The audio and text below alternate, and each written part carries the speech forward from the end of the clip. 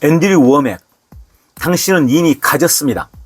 제5장, 믿음을 통하여 은혜로서. 믿음을 통하여 은혜로서. 예배소서는 하나님께서 이미 이루어 놓으신 일을 보여주기 위하여 기록되었습니다. 예배소서에 나오는 기도는 하나님께 새로운 것을 달라고 청하는 것이 아닙니다. 오히려 당신이 이미 갖고 있는 것을 보기 위하여 마음의 눈이 열리게 해달라는 기도입니다. 모든 것이 과거 시제로 되어 있음을 유의하십시오. 예배소서 2장 1절, 그는 허물과 죄로 죽었던 너희를 살리셨도다. 너희가 믿거나 구하거나 하나님께 청하면 살리심을 받을 것이다 가 아닙니다. 그것이 아닙니다. 이미 이루어진 관점에서 기록되어 있습니다. 당신은 이미 갖고 있습니다. 하나님께서 이미 당신을 살리셨습니다. 살았습니다. 당신이 그리스도를 영접했으면 당신에게는 생명이 있습니다. 비록 주님의 살리시는 능력이 모든 사람, 즉 그리스도인과 비그리스도인들 모두를 위해 값을 치르셨지만 불신자는 아직 받아들이지 않았고 살아나지 못했습니다. 그러나 거듭난 그리스도인으로서 당신은 생명을 받았습니다. 당신은 아마 당신 안에 있는 하나님의 생명을 드러내지 못했을지도 모르지만 당신의 영은 살아있으며 영원히 그러합니다. 비록 당신의 육체가 아픔을 당하고 있고 당신의 혼이 여전히 낙심으로 씨름하고 있을지라도 당신의 거듭난 영은 예수님께서 살아계시듯이 살아있습니다. 당신은 당신 안에 하나님의 부활의 능력을 가지고 있습니다. 당신이 생명을 받기 위하여 애쓰고 있는 것이 아닙니다. 당신은 이미 영적 영역에서 생명을 받았습니다. 믿음을 통하여 당신은 당신의 영으로부터 혼과 육으로 생명을 끌어올 수 있습니다. 그리스도 안에서 당신이 누구이며 당신이 무엇을 갖고 있는지 깨달으면서 하나님의 말씀에 의지하여 기도하십시오. 하나님, 저는 죽어 있습니다. 제 삶 속에 좋은 것은 하나도 없습니다. 저는 생명이 없습니다. 라고 말하면서 하나님의 말씀에 반대하고 불신하는 위치에서 하나님께 청원하는 것을 멈추어야 합니다. 대신에 이렇게 기도하십시오. 아버지, 제 안에 부활의 생명이 있음을 감사드립니다. 의사는 제가 죽어가고 있다고 말합니다. 제 육체에는 죽음이 일하고 있습니다. 그래서 제 안에 있는 주님의 생명을 끌어오기를 원합니다. 이루어진 것에 대하여 감사드립니다. 이제 제게 주신 권위를 가지고 명령합니다. 예수님의 이름으로 아픔은 물러가고 치유될지어다. 그것이 적절한 태도입니다. 당신은 이미 생명을 받았습니다. 예배소서 2장 2절, 그때에 너희는 그 가운데서 행하여 이 세상 풍조를 따르고 공중의 권세 잡은 자를 따랐으니 곧 지금 불순종의 아들들 가운데서 역사하는 영이라. 사탄을 추종하며 사탄에게 지배당하던 것은 지난 과거였다는 것이 중요합니다. 당신은 어쩌면 나는 그리스도인이지만 여전히 마귀의 지배를 받고 있어 라고 생각할지도 모릅니다. 만약 그렇다면 예배소서 2장 1절 말씀이 당신에게 실제가 아니기 때문입니다. 당신은 이미 생명을 받았고 허물과 죄로부터 구원받았다는 것을 이해하지 못하고 있는 것입니다. 당신이 이미 살아있음을 진실로 이해한다면 죄의 권세는 깨어지고 따라서 당신은 승리 가운데 사는 것입니다. 당신의 삶은 패배가 아니라 승리가 될 것입니다. 당신이 죄 없이 완벽함에 이른 것도 아니며 전혀 실수하지 않는 것도 아닙니다. 그리스도께서 이미 이루어 놓으신 것, 즉 당신은 이미 부활 생명을 갖고 있으며 당신이 영으로 예수님과 같은 것을 깨닫고 인정하고 있는 것입니다. 승리는 당연한 부산물입니다. 빌레몬서 1장 6절, 이로써 네 믿음의 교제가 우리 가운데 있는 선을 알게 하고 그리스도께 이르도록 역사하느니라. 당신의 믿음은 역사합니다. 당신이 그리스도 안에서 당신에게 있는 모든 선한 것을 인정할 때 당신은 물리적으로, 재정적으로, 감정적으로 그 외 모든 분야에서 승리를 보게 됩니다. 새 본성, 새 자리. 예배소서 2장 3절, 전에는 우리도 그 가운데서 우리 육체의 욕심을 따라 지내며 육체와 마음에 원하는 것을 하여 다른 이들과 같이 본질상 진노의 자녀였더니, 다시 말씀드리지만 모든 것이 과거 시제로 기록되어 있습니다. 어떤 사람은 그러나 이것이 여전히 제 안에서 작용하고 있습니다 라고 말합니다. 만약 그렇다면 당신은 영 안에 이미 모든 것을 갖고 있는 것을 이해하지 않았기 때문입니다. 당신은 앞으로도 그렇듯이 완전합니다. 당신이 그리스도 안에서 당신에게 있는 선한 것들을 깨닫지 못하고 인정하지 않았기 때문에 당신은 여전히 육체의 지배를 받고 있는 것입니다. 진실은 당신의 본성이 이미 변했다는 것입니다. 당신은 당신을 죄 가운데 끌고 가는 옛 본성을 갖고 있지 않습니다. 당신이 그리스도를 영접한 순간 옛 본성은 죽었고 장사되었습니다. 당신의 새로운 본성, 즉 거듭난 영이 의와 진리의 거룩함으로 지음을 받았습니다. 당신이 여전히 죄를 쫓는 옛날 욕구로 인하여 갈등을 일으키는 이유는 새롭게 되지 못한 마음 때문입니다.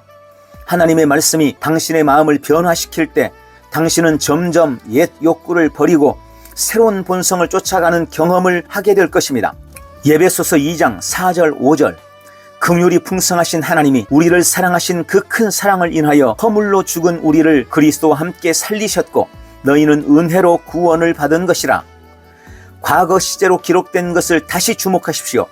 당신은 이미 생명을 받았습니다. 하나님께서 당신을 사랑하십니다. 그가 이미 이것을 이루셨습니다. 에베소서 2장 6절 또 함께 일으키사 그리스도 예수 안에서 함께 하늘에 앉히시니 이것은 찾고 있거나 얻으려고 애쓴 것이 아닙니다. 그것은 선물로 받은 것입니다.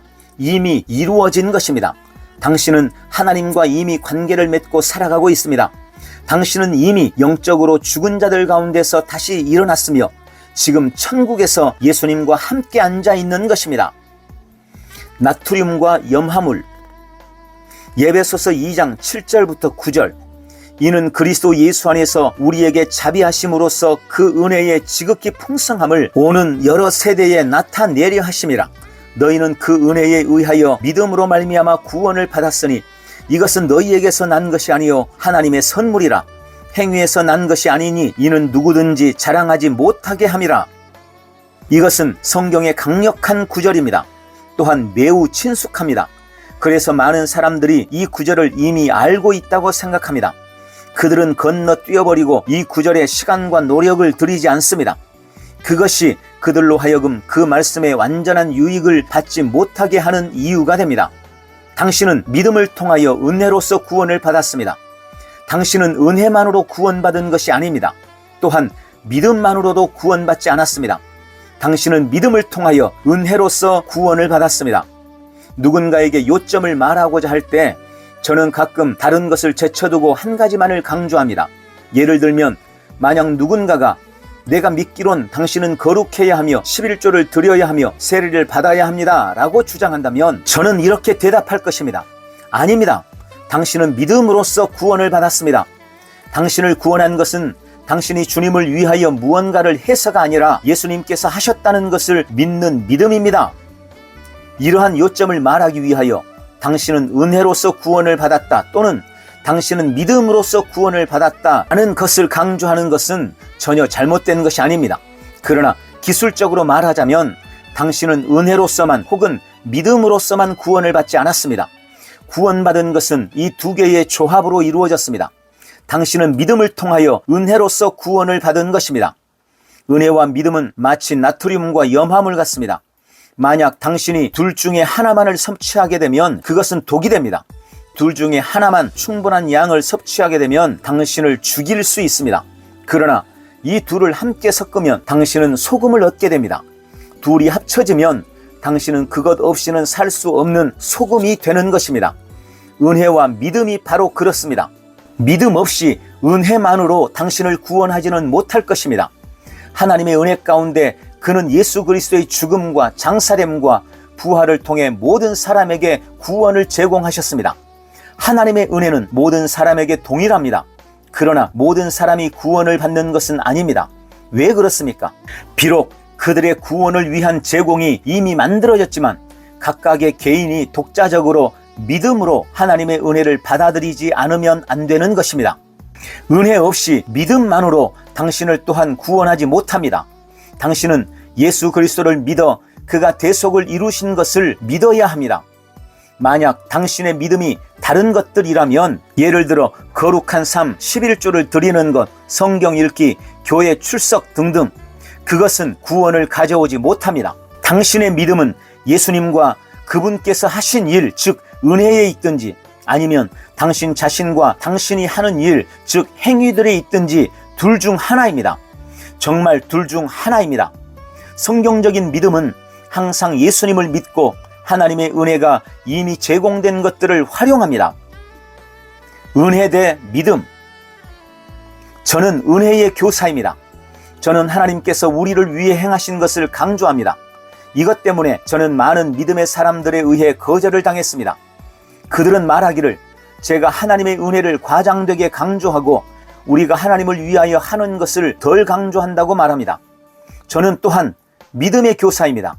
저는 하나님께서 이미 행하신 일에 대하여 긍정적으로 반응을 보여야 하는 우리의 책임을 강조합니다. 그것 때문에 저는 은혜를 강조하는 사람들에 의해 거절을 당합니다. 그들은 우리가 해야 할 일에 너무 강조한다고 생각합니다. 전반적으로 보면 그리스도의 몸은 1차적으로 믿음과 은혜라는 두 개의 다른 진영으로 나누어져 있습니다. 은혜를 강조하는 사람들은 믿음을 강조하는 사람들을 이해하지 못하고 비판합니다. 그리고 역으로 믿음을 강조하는 사람들도 은혜를 강조하는 사람들을 그렇게 대합니다. 둘 다 그들의 입장을 치우치게 취하는 경향을 갖고 있습니다. 은혜를 강조하는 사람들은 믿음에 관한 설교를 듣는 것을 좋아하지 않습니다. 왜 그렇습니까? 그들은 믿음을 우리가 해야만 하는 것으로 바라보기 때문입니다.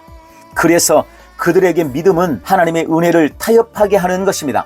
그들은 그리스도인의 삶은 전적으로 하나님의 은혜에 기초를 두고 있다고 가르칩니다.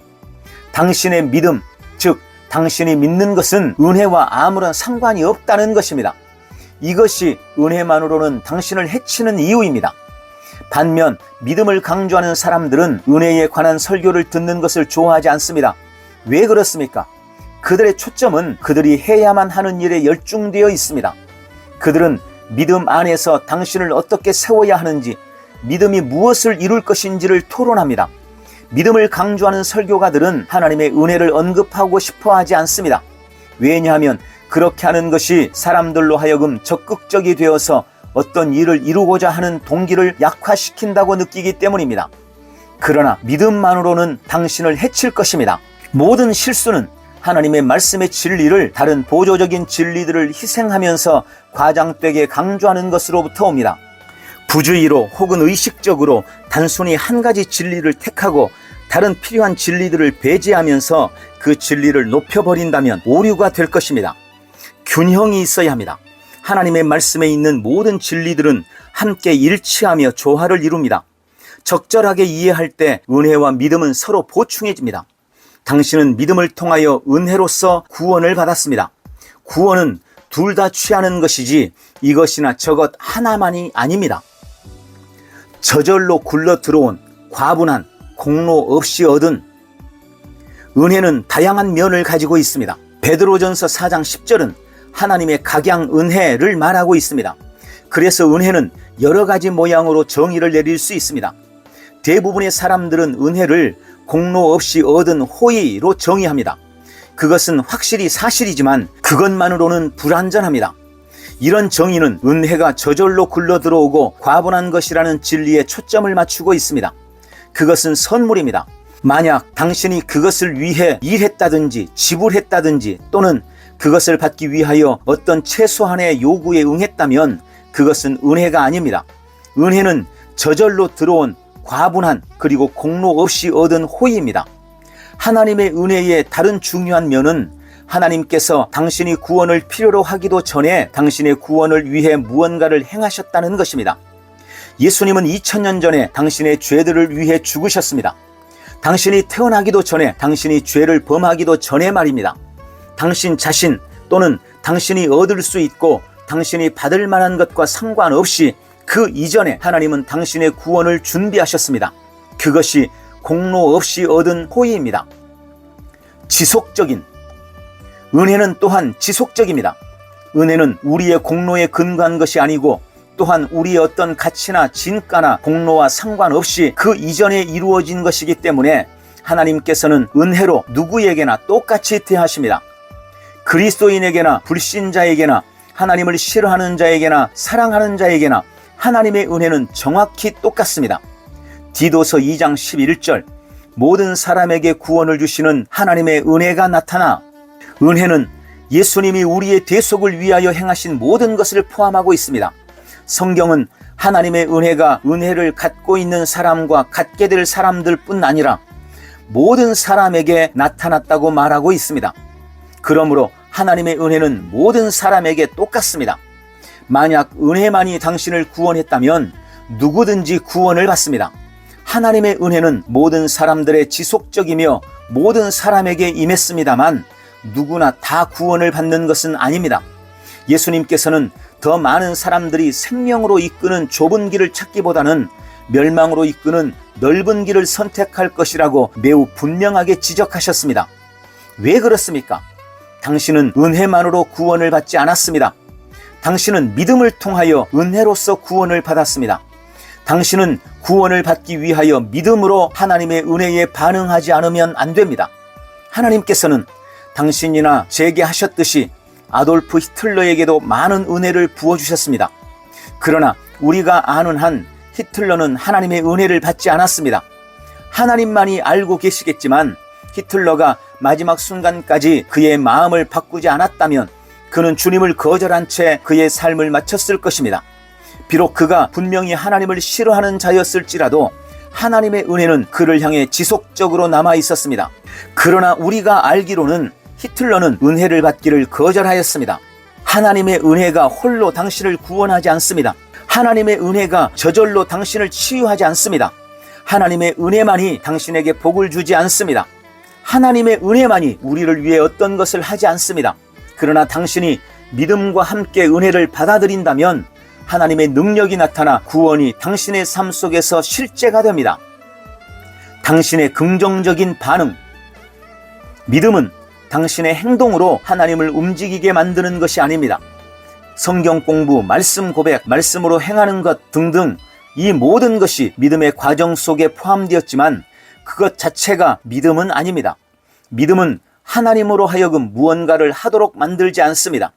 사람들이 주님으로부터 더 많은 것을 받지 않은 중요한 이유 중 하나는 믿음은 그들이 행하는 무언가에 하나님께서 반응하는 것이라고 생각하기 때문입니다. 행하고 만들어내려고 하면 당신에게 짐이 됩니다. 당신은 어쩌면 나는 완벽해져서 모든 것을 할 거야, 그러면 하나님께서 낫게 해주실 거야 라고 생각하면서 잠시 동안은 동기유발을 일으킬지도 모릅니다. 그러나 궁극적으로 어느 누구도 그 정도에 이룰 수 없습니다. 어느 누구도 하나님을 감동시킬 만큼 선하지 않습니다. 믿음이 하나님을 감동시키지 않습니다. 그분은 꽉 막히신 분이 아니십니다. 그분은 감동을 필요로 하는 분이 아닙니다. 믿음은 하나님께서 무언가를 하시도록 만들기 위해 당신이 사용하는 것이 아닙니다. 성경은 그런 믿음을 행위와 율법주의라고 부릅니다. 하나님께서 당신을 위하여 무언가를 하시도록 당신은 어떤 일들을 하고 있는 것입니다. 그것은 육적인 것입니다. 당신은 말씀을 취하고 고백하고 기도하고 일어서서 고침을 받은 것처럼 행동하고 약을 던져버릴 수 있습니다. 그러나 결단코 당신의 그런 행위들이 하나님으로 하여금 당신을 치유하게 하지 않을 것입니다. 실제로 수고와 율법주의는 하나님께서 이미 이루어 놓으신 것을 물리적으로 나타나게 하는 것을 막습니다. 왜 그렇습니까? 하나님께서는 강요를 받지 않으시기 때문입니다. 하나님으로부터 오는 모든 것은 믿음을 통하여 은혜로 오는 것입니다. 믿음은 하나님께서 은혜로 이미 이루어 놓으신 것에 대한 긍정적인 반응입니다. 만약 당신이 믿음이라고 부르고 있는 것이 하나님께서 이미 행하신 일에 대한 반응이 아니라면 그것은 진실한 믿음이 아닙니다. 믿음은 하나님께서 여러분에게 긍정적으로 반응을 보이도록 애쓰는 것이 아닙니다. 진실한 믿음은 하나님께서 은혜로 행하신 것에 대한 당신의 긍정적인 믿음입니다. 믿음은 오직 하나님께서 은혜로서 이미 이루어 놓으신 것을 받아들입니다. 만약 당신이 하나님으로 하여금 새로운 것을 하시게 하려고 애쓴다면 그것은 믿음이 아닙니다. 진실한 믿음만이 하나님께서 이미 이루어 놓으신 것을 받도록 손을 뻗어 취하도록 합니다. 할렐루야!